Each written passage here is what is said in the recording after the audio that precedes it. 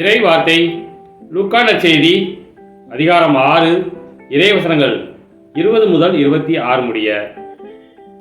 அக்காலத்தில் இயேசு சீடர் மீது தம் பார்வையை பதித்து கூறியவை: ஏழைகளே, நீங்கள் பேறு பெற்றோர், ஏனெனில் இறையாட்சி உங்களுக்கு உரியதே.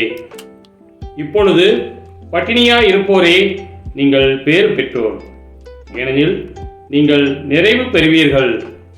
இப்பொழுது அழுது கொண்டிருப்போரே, நீங்கள் பேறு பெற்றோர், ஏனெனில் நீங்கள் சிரித்து மகிழ்வீர்கள்.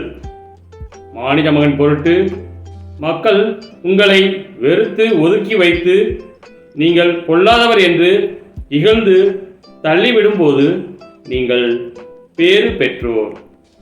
அந்நாளில் துள்ளி மகிழ்ந்து கொண்டாடுங்கள், ஏனெனில் விண்ணுலகில் உங்களுக்கு கிடைக்கும் கைமாறு மிகுதியாகும்.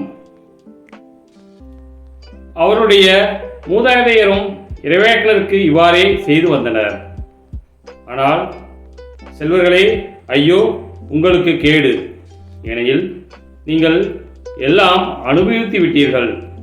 இப்போது உண்டு கொழுத்திருப்போரே, ஐயோ உங்களுக்கு கேடு, ஏனெனில் பட்டினி கிடப்பீர்கள்.